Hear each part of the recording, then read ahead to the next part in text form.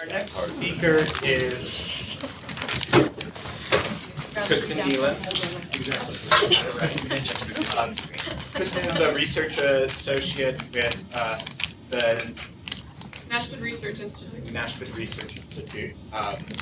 And she has been working with state mental health authorities and researching public mental health systems and policies for the past 8+ years. And so she's going to talk to us today. The title of her talk is How Can Community Integration Self-Assessment Tool Help You Identify Weaknesses? And so what she's going to talk about is a self-assessment tool that NRI has developed and how the states can use that and report on a pilot study of the tool. And so without further ado, here's Kristen. Well, good afternoon, everyone. Thank you all so much for having me today. It's really nice to finally put some faces to familiar names. Bree, you're one of them, so that's really cool. For the past 2 years at NRI, we've been working with Advocates for Human Potential under a SAMHSA-funded contract through JBS International to develop and pilot a community integration self-assessment tool for SMHAs to help them identify strengths and weaknesses in their system as it relates to community integration. And today I'm going to talk about the pilot process and share the preliminary results from 2013. As I'm sure all of you are aware, the 1999 U.S. Supreme Court decision affirms that Title II of the Americans with Disabilities Act requires states and other public entities to provide services to people with disabilities in the least restrictive setting possible. As a result of this decision, states have developed Olmstead plans to move people with disabilities out of inappropriate institutional settings and into the community. Unfortunately, state budget crises have hindered these efforts, just as DOJ started putting Olmstead issues at the forefront of its investigations. And not having enough money to fund appropriate community mental health services is not a valid defense in the eyes of DOJ. Because of this push by DOJ, in 2011, SAMHSA convened a meeting of SMHA staff, national experts, and other stakeholders to determine how they could help SMHAs improve movement of consumers into and retention in the community. This meeting identified a need to help SMHAs develop an early warning system to assess how well SMHAs are doing at moving consumers into the community. SAMHSA responded with a task order to develop and pilot a self-assessment tool that states can use to measure key components of community integration to determine their strengths and weaknesses. So the Olmstead activities that emerged as a result of this meeting include the data pilot I'm sharing with you all today, the Virtual Policy Academy on Housing and Employment, ongoing Olmstead TA activities provided by Advocates for Human Potential, virtual learning communities on housing and finance. They developed a compilation of Olmstead and ADA Title II actions, and the BH Talk online community for Olmstead coordinators and stakeholders, which is sort of similar to Facebook, except it's just for people interested in behavioral health issues. In 2012, a literature review was conducted to determine definitions of community integration, identify potential populations and appropriate treatment settings for the pilot, as well as identify potential state and national data sources that states could turn to locate data to populate the measures. 2 panels of experts helped guide the development of this tool, both in 2012 and 2013. They will also be asked to participate in the 3rd year of the pilot, which we have yet to begin. The policy expert panel is comprised of SMHA commissioners, other SMHA staff, and federal officials from SAMHSA, CMS, the Office of Civil Rights, and the Administration for Community Living. This group met by phone several times to provide guidance and feedback on the tool's scope, target populations, and settings. The technical expert panel is comprised of 6 individuals with expertise in state behavioral health data systems, performance measurement, planning, Olmstead, and state community integration efforts. One of those is WICHE's very own Deb Kupfer. And another valuable member of the TEP is one of my fellow presenters, John Hornick. This group was much more intimately involved in the implementation of the pilot. They provided guidance on the design of the tool, reviewed potential measures, suggested appropriate data sources, and were available to provide TA to states on a bi-weekly and as-needed basis.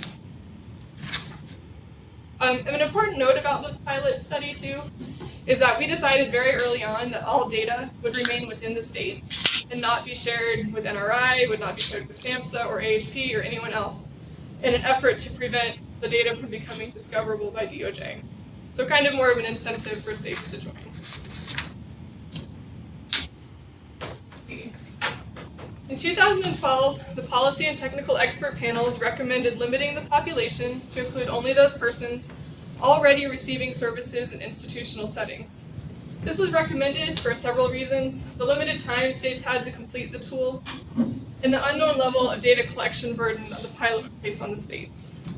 Based on feedback from 2012, the expert panels recommended expanding the focus to include those at risk of institutionalization, which is an important change as this expanded population has been the focus of both SAMHSA and the Department of Justice in Olmstead litigation.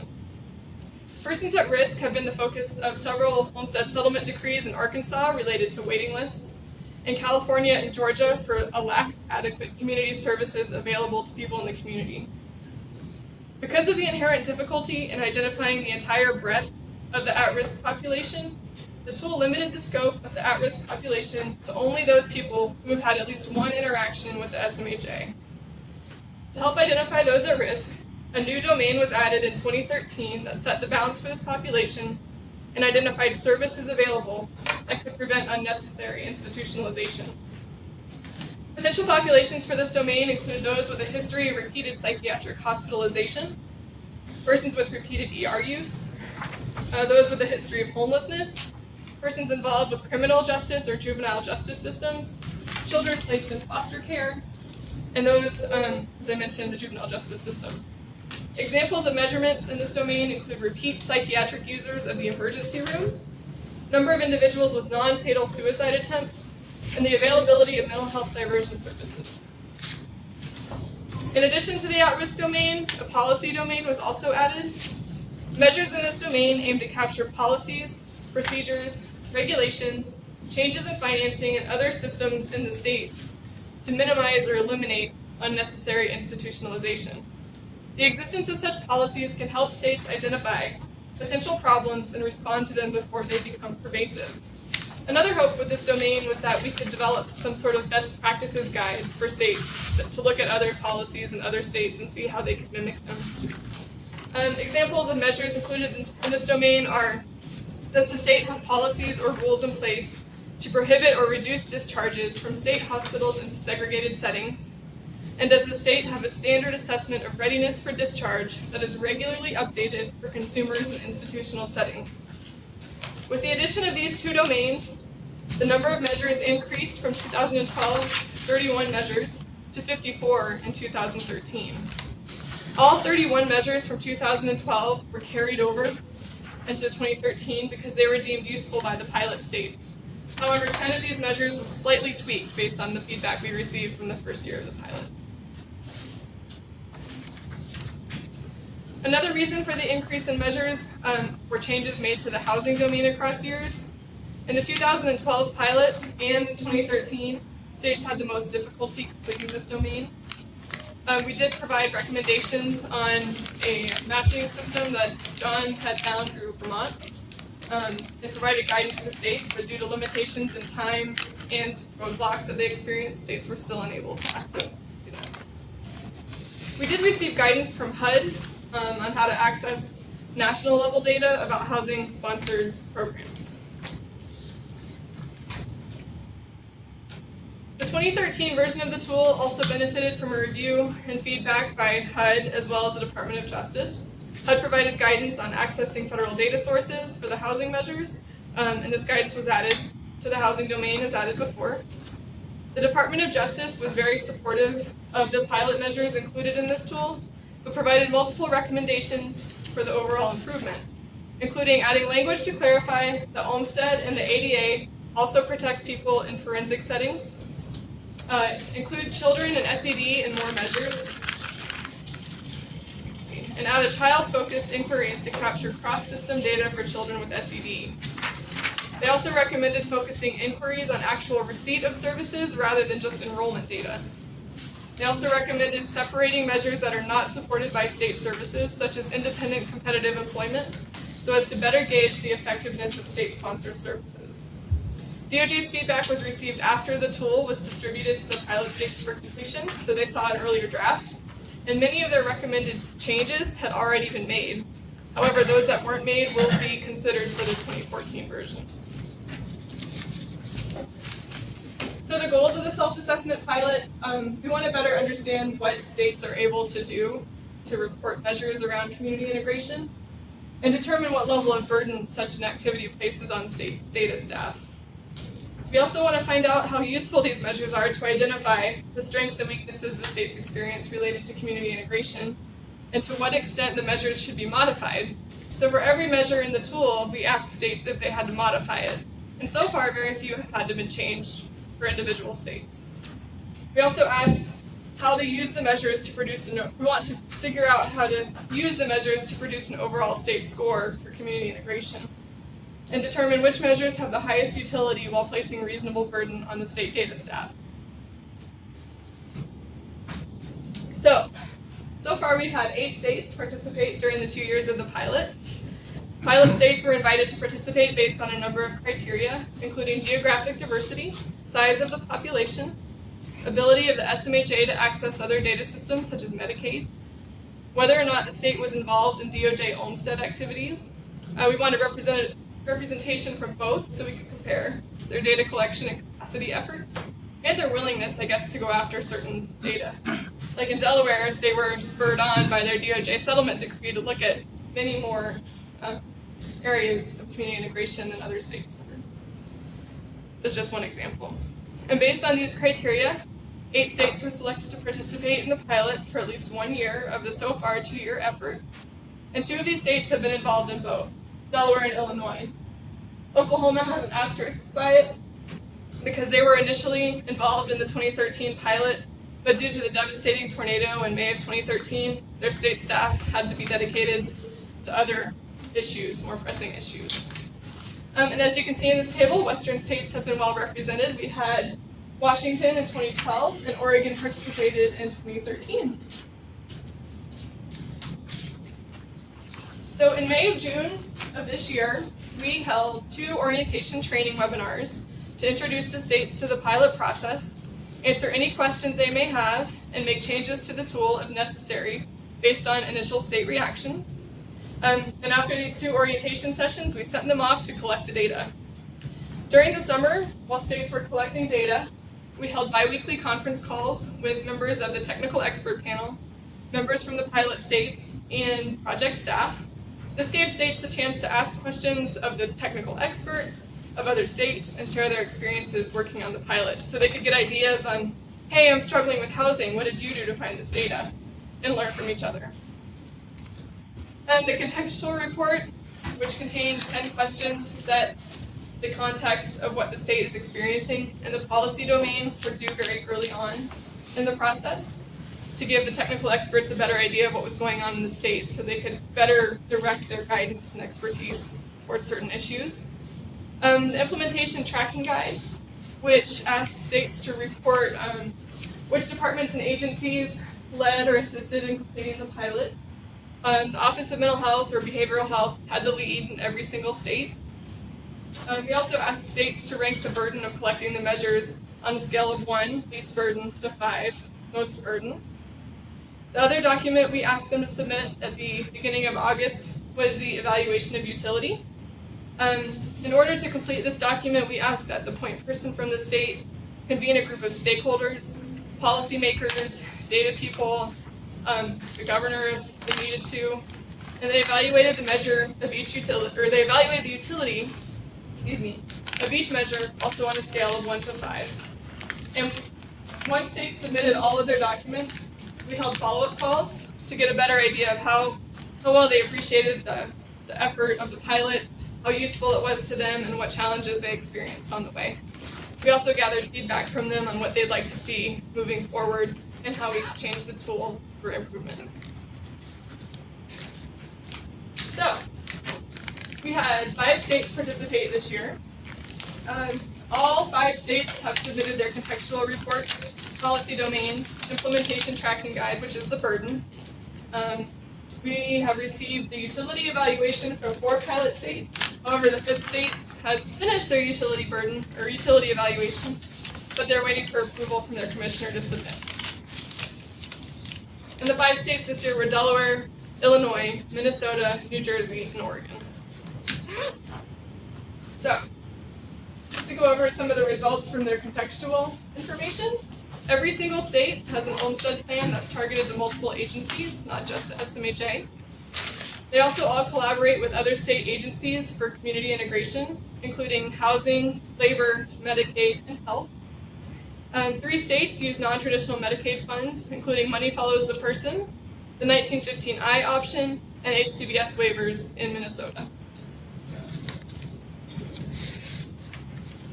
All 5 of the states also monitor those who transition into the community. Methods for evaluation include biannual quality of life surveys, recidivism rates, use of intensive residential treatment services, standardized level of functioning assessments, and individual case reviews. All right. So are we going to see some of those things later? What the quality of life survey results were and recidivism? We didn't get any of the data. You don't get any of it. Right. They kept it all in the state. But I will touch on how we might get to that later. Very good question. Recidivism, do you mean readmission? Readmission rates into the right institution. We also found that the high cost of living in all of the states, at least 4 of the states that were able to report, had an impact on the availability of housing, even with vouchers. Even though there are vouchers for housing in these states, they don't provide enough funds to cover housing due to the high cost of living. And this results in another entity having to step in and fill the gap, usually the SMHA. All 5 states also have diversion programs, including non-hospital crisis stabilization, peer crisis diversion, and pre-admission screening. So, states did vary in the number of measures they were able to collect data for, ranging from 32 to 37. And of the 54 measures included in the tool, 53 measures were reported by at least 1 state, which is a huge improvement over last year. Again, housing was the most difficult domain for states to collect information for. Even with additional guidance, SMHA staff still faced obstacles in accessing the data, and the limited time frame of the pilot, and they only had 3 months to collect all this data, was also a contributing factor. Can I ask a question about that? So where did the data for housing come from?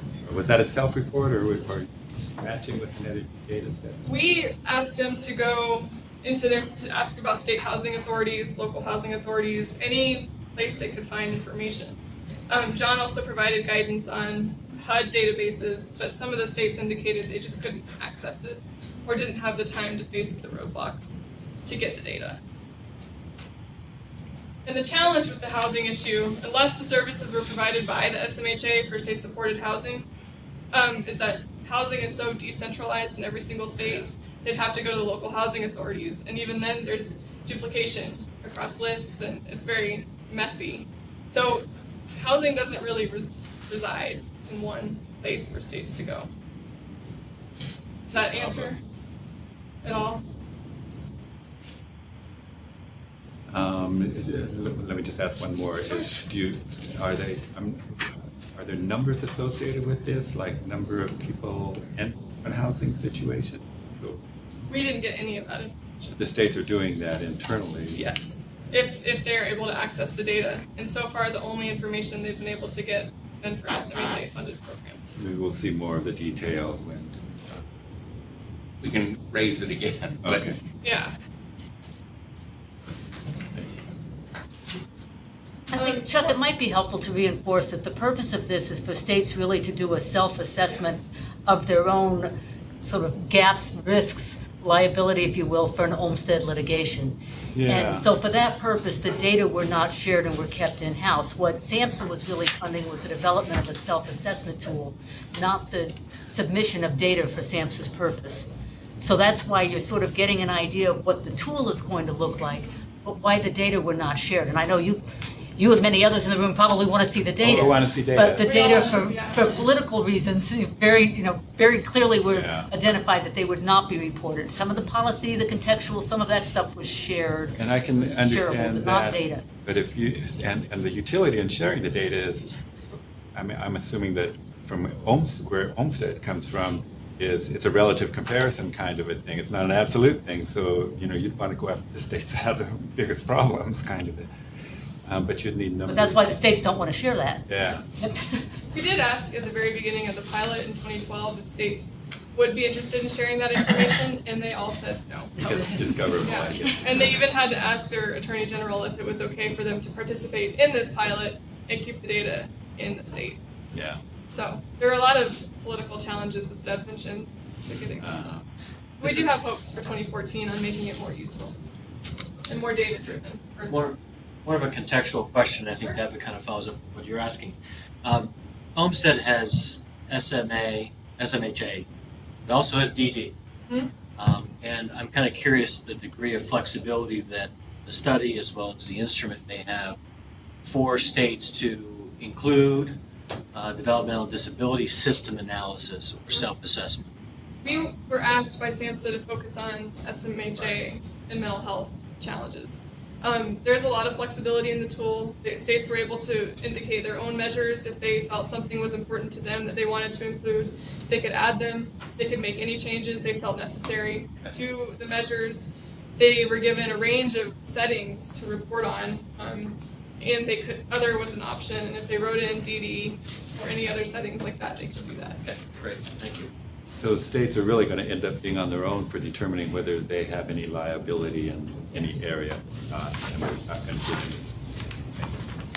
So in essence, it's, maybe I'm oversimplifying this. So it's a risk mitigation strategy to see if you potentially are at risk being enter into being the whole Yes. DOJ thing. You're not doing what you need to do for people, right? And part of that is so if DOJ does come knocking on your door, when they do, you'll have a better idea Yeah. of what's going on in your state. That makes sense. And Whether you have a plan or not. right, Your state has a plan or not. right. But at least it'll help you better understand where you are. Because a lot of states at the beginning of this just didn't know what's going on. So 14 of the 54 measures were collected by all five pilot states, by all five pilot states this year. I'm not going to read through them. They're right there, and I think you have the handout in your document. Skip over.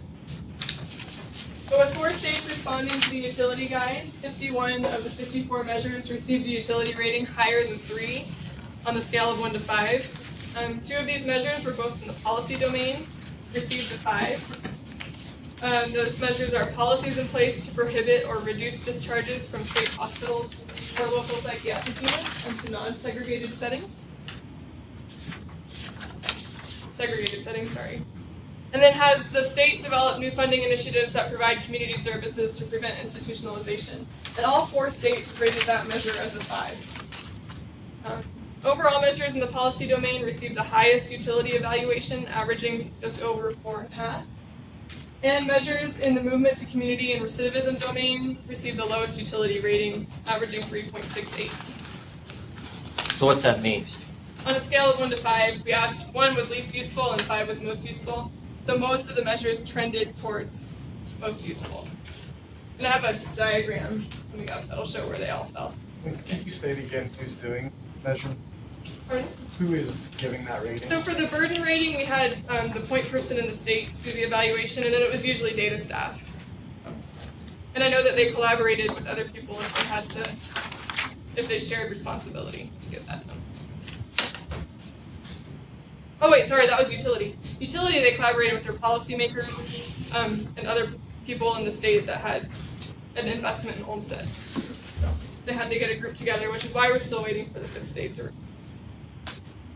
But on burden, it was the data staff that provided these evaluations. And there's a correction, it's not 4 states, 5 states responded, and this is the result for all of them. But 44 of the 54 measures received a burden rating of less than 3, indicating a lower burden. 6 measures received the lowest burden rating of 1. 7 were rated 3 or higher, but less than 4. and none of the measures received the highest burden rating possible, which was 5. Overall, measures in the community capacity domain received the highest burden evaluation at 2.45. And even though measures in the movement to community and recidivism domain were the least useful to states, they had the lowest burden of data collection. As you can see here, the utility of all the measures in each domain outweighed the burden of data collection. And this is the chart I was talking about a second ago. All of these measures were rated as high utility and low burden, meaning they were pretty effective in our minds. 2 measures that fell in the low utility, low burden quadrant are the number of children receiving wraparound services and the number of persons with SMI declining transfer into the community. The one measure that falls on the line is number of persons receiving other housing services. And when we dug a little deeper into why they received a low utility score, a lot of states couldn't report on those measures. So they figured, I can't report on it, it must not be useful to me. Even though in the utility evaluation, we asked states to indicate, even if they couldn't report on the data, how useful would it be if you had it? So we're going to reevaluate based on the feedback we received from states. So for the next steps, to hopefully make the tool more than just a self-assessment at the higher state level, we are currently in the planning year. Ideas for this 3rd phase include refining or reducing the measures based on state feedback. We don't want to add any more. 54 is an awful lot for states to do in such a short amount of time. We're suggesting to SAMHSA to conduct a literature review to identify national and state benchmarks for community integration. We're also going to look into publicly available data sources, including URS, client-level data, and the state profiles, so states can see how they're doing in comparison to other states.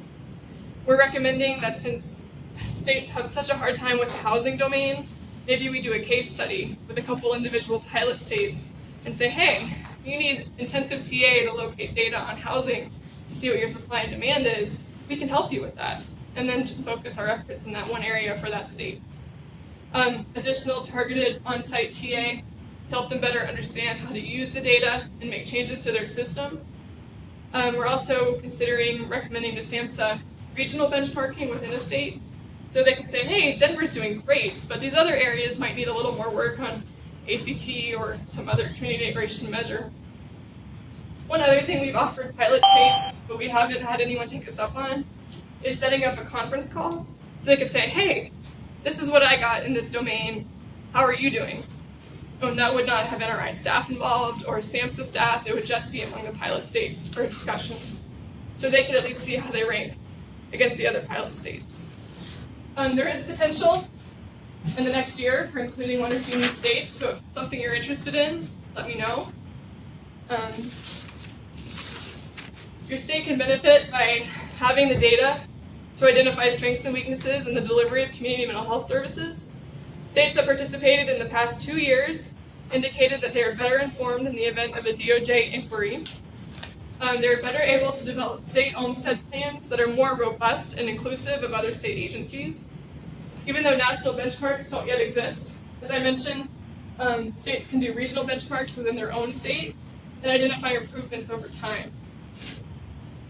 At a minimum, this exercise should get people thinking. The process of collecting data can be as valuable as the actual data itself. It encourages collaboration and looking at your state through the lens of community integration, which has been the biggest benefit to the pilot states that we've heard so far. That's it. Do you guys have any other questions?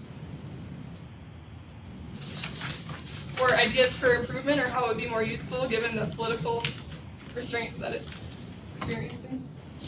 That's kind of cool. You had the option that a state could call another state Yeah. and kind of check on how We they- really encourage that, and I'm surprised. I mean, maybe they've done it. They haven't told us that they've done it or asked us to, set up a conference call line for them to collaborate. But yeah, to know that another state is collecting these exact same measures and you can compare, it's an interesting approach. Yeah.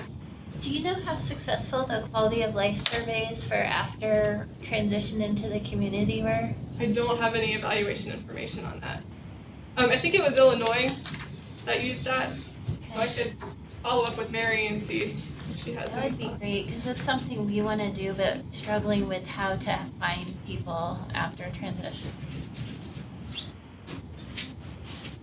Yeah, I'll get your contact information afterwards and we can follow up. Anyone else have any? When you're gathering this information, is this based on a specific time frame? Is it like within the past fiscal year? How many individuals So we ask states to gather data for the most recent 3 years that they have available.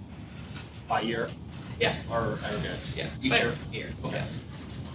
So that way they could identify at least a trend over 3 years in their state.